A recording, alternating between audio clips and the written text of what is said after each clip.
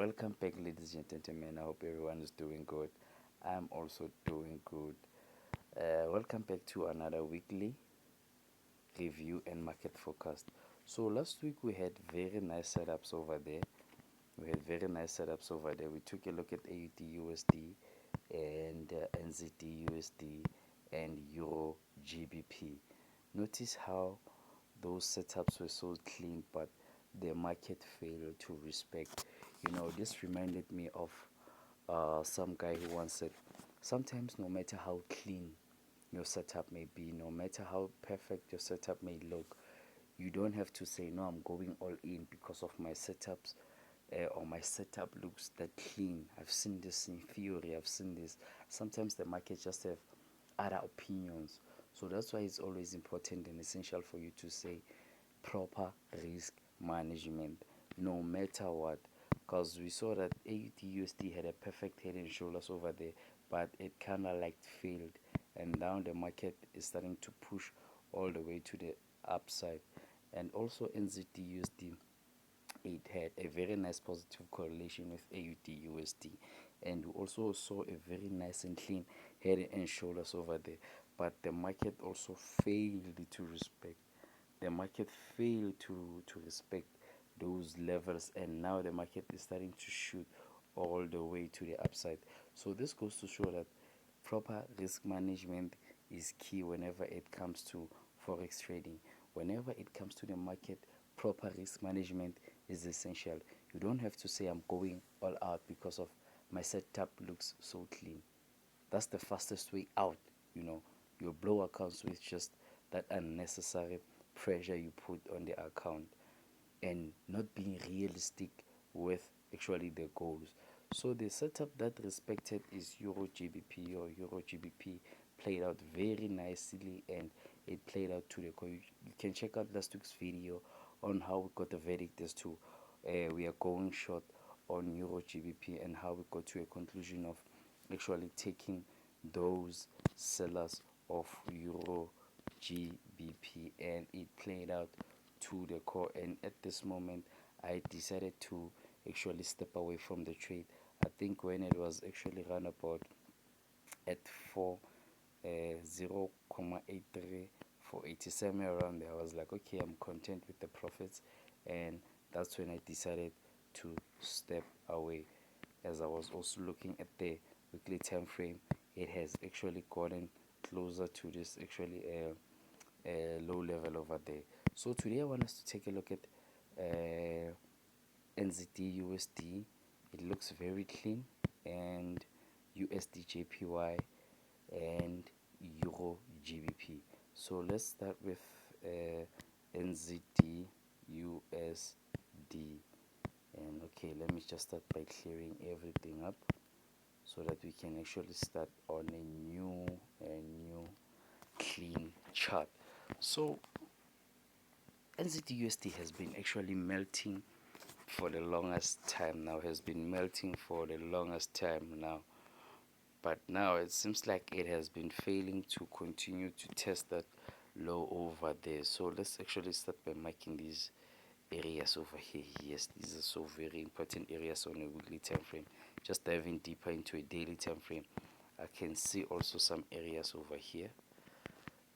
These are very nice areas over here, and let's mark out this one over here and another one over here.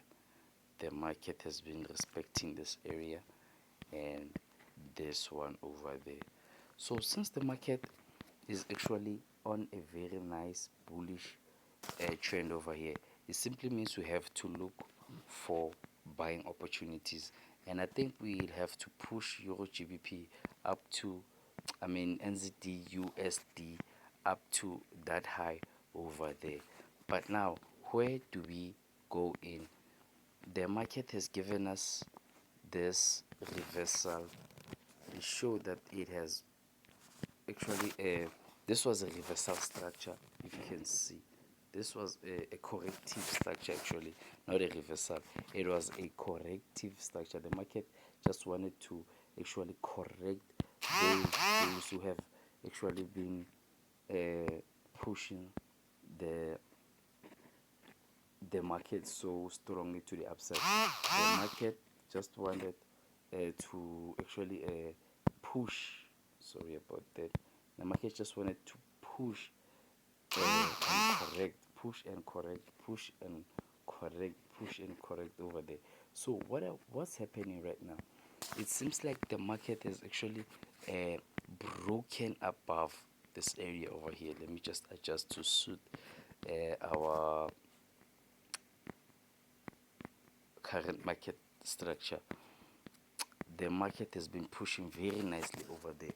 So notice how the market has been pushing, and it hasn't actually been leaving us with a lot of inefficiency to say no, this is where we actually want to go in. But if we can dive in deeper into the H1, you can see that over this area over here we have a very nice orders that are coming in from this area over here. We have a lot of buyers who came in from this area, and they are the ones that pushed the market all drastically to the upside. So I'll be looking forward to something like this happening over there. I'll be looking forward to something like this happening over there. The market actually retesting this area to then shoot all the way to the upside. This is what I think I'll be looking forward to, and then we can take it all the way to the upside, because of the market will always want to respect this high over here. So the market may push all the way to the upside, retest, and then to continue with the overall pushes to the upside. That's what I'll be having for NZDUSD. But should the market actually break below this area, should the market decide to break below this area, I'd actually like to see it also breaking this level over here to then retest it before I can say no, now the market has changed. That's the most important thing, is to allow the market to lead us and for us to follow. And that's it for NZDUSD. It's not that complicated, it looks very clean. And let's check out USDJPY. USDJPY has been melting for the longest time right now. I think you can see it has been melting for the longest time. I think it's from when July. Ever since it reached that peak over there, it has been melting. And we know that after every melt, we actually have to come in with those buys to the upside. The market has to push all the way to the upside. But when is that going to happen? We are not so sure. We are not so sure, because of the dollar will surely want to regain its value. And now it's difficult to say, because I think last week the Fed cut the interest rate. I think this is one of the things that actually led to our USD setups not being respected. And so on on actually USDJPY, I can see that the market has tapped into this low over here. This is a very nice thing over here, but we want to see the market changing character over over the current structure before we can actually say that okay, now our buyers are in. So let's just start by marking our very nice areas of interest there. Very nice. Okay, let me just take it to this area based off current market structure.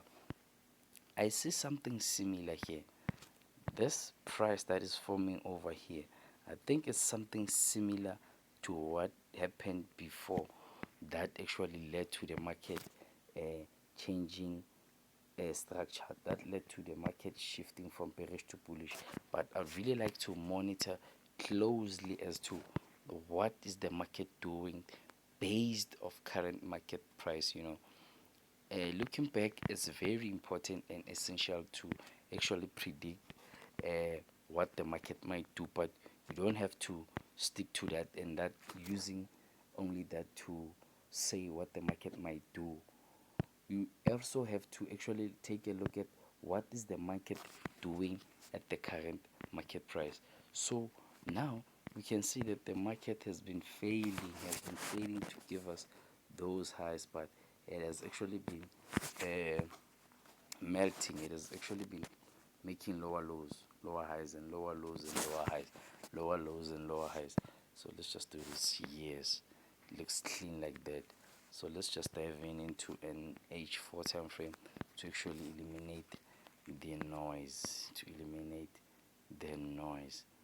I'd really like to say I'm interested on sellers over here, but I actually wanted to see something like this happening. So here I really wanted to see something like this, a breakout, the market retesting this area to then shoot all the way to the upside, having this area here as my first take profit over there, because of since we're still breaking structure to the downside, this simply means we have a very nice clear area for sellers over there. We have a very nice clear block for sellers over there, and another one right there at the top. So this will be what I'll be looking forward to on USDJPY. The market should break above, but if the market fails to play along the setup, notice this area over here. Yes, this is a very nice area here where also buyers came in numbers over here. We had a lot of buyers coming in at that area over there. So it would also be nice to see something like this happening actually. The market testing this area to then shoot above. The market getting into this area, testing it to then shoot above to this area before anything could happen. But should the market fail, I really want to see it actually breaking below this area to then retest it,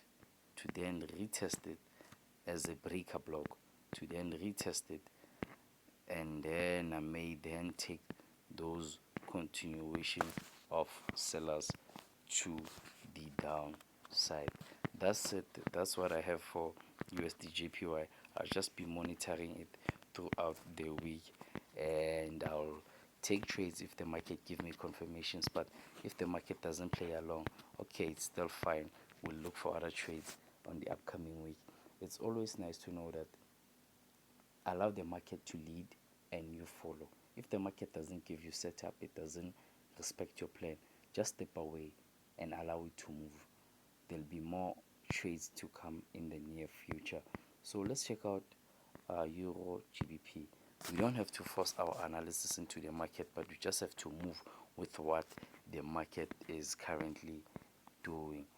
And Euro GBP is still melting, and I still think we're gonna have those further pushes to the downside. I think we're still gonna have those further pushes to the downside. This is the area that actually made me to close those trades. The moment the market started to play around those areas around there, I started to say, all right, let me close my sellers. So what the market did here was a push, and then it consolidated to then break structure to the outside. So once it did that, it started to play along this area to then shoot all the way to the upside. So this is what I'm actually looking forward to happening, as already the first phase has happened. This push to the downside and the consolidation which led to this push that we actually saw here. So what happened after this these sellers were actually exhausted. A strong bullish momentum came in from the past. So I'm also looking forward to something of that nature happening over here, but I'll definitely have to give the market some time to actually melt and get exhausted with those sellers up until those buyers are in. Then that's when I'll actually be looking forward to entering those buys. But I think it will take some couple of days, 2 weeks before that setup can be complete. But it is a very nice setup for if you could catch those buys and allow the market to actually shoot with us on time there. But there's no anything like a perfect entry. It's just a matter of mastering your skills and allow the market to come to you. Don't chase trades, but just allow them to actually come to you as the market plays out. Euro GBP played out very nicely last week, so this week I'll just simply just be monitoring it as it melts to the downside. Other than that, I think that will be it, ladies and gentlemen, for this week. To a great and productive week, everyone. Till infinity. Yes, sir.